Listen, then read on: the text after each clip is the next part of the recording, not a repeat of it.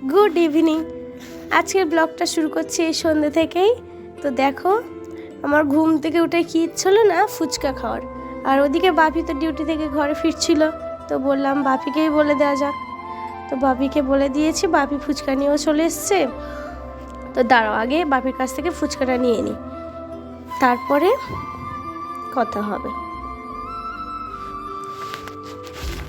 তো এই ফুচকাটা নিয়ে নিয়েছি, এবার আমি গিয়ে রেখে দেবো। আর মা গেছে সন্ধে দিতে, মা সন্ধে দেওয়া হয়ে গেলে আর এদিকে বাপিও ততক্ষণে ফ্রেশ হয়ে যাবে, তো একসাথে ফুচকাটা খাওয়া যাবে।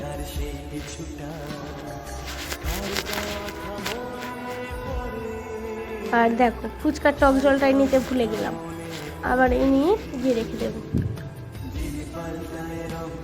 আর এই দেখো, মা ও সন্ধে দিয়ে নিচে নেমে এসছে। নিচে আসলে আমাদের ঘর ভিতরে একটা গণপতি ঠাকুর আছে, তো ওনাকে ডেলি ধূপ প্রদীপ দেখাতে হয়। তো মা মোমবাতি দিচ্ছে আজকে, তো মোমবাতিটা দিয়ে নিই।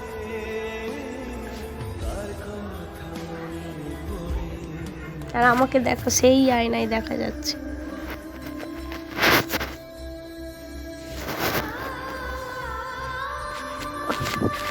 আর এদিকে চলে এসছে তুলসী মঞ্চপেও ধূপ ধুনো দেখাতে, তুলসী মঞ্চপেও দেখিয়ে নিক।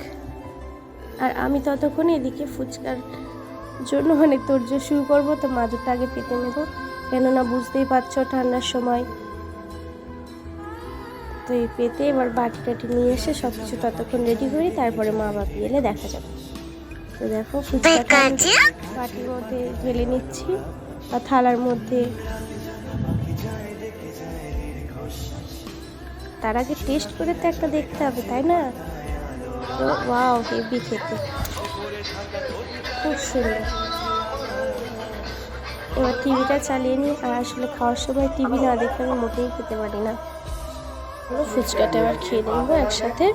আর দেখো, ফুচকাটা দেখেই কেমন যেন জিভে জল চলে আসার মতো। দেখো টক জলটা, শুধু একবার দেখো। জল দেখে তো লোভ সামলাতে পারছি না, তাই শুধু টক জলটাই খাচ্ছি, কারণ মা বাপি আসতে এতই দেরি করছে, আমি আর জন্য নিজেকে সামলাতেই পারছি না।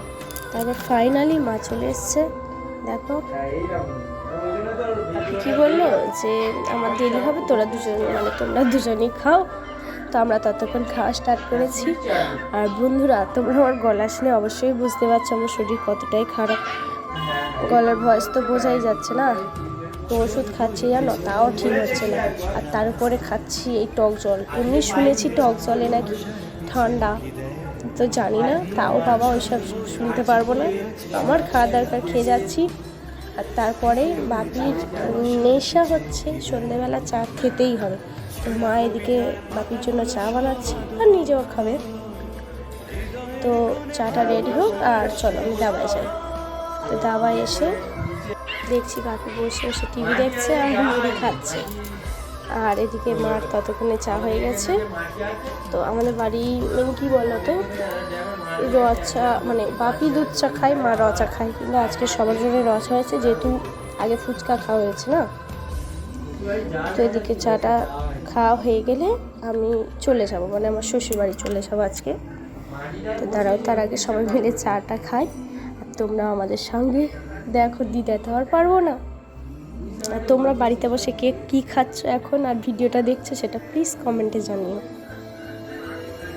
আমরা তো দেখলেই কি খাচ্ছি, ফুচকা আর চা। এদিকে মা বাপি হচ্ছে চানাচুর মুড়ি নিয়ে নিয়েছি, আচ্ছা। আর এদিকে আমিও রেডি হয়ে গেছি চলে যাওয়ার জন্য। মা বলছিল আজকে থেকে যাবি, না আমার যেতেই হবে, কেননা কালকে আমার পড়া আছে।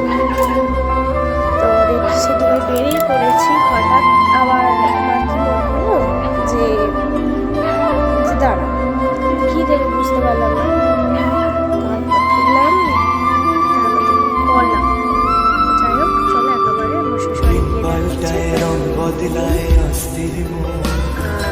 হাতের মুঠোয় ফেরার সময় শুধু শিহরণ।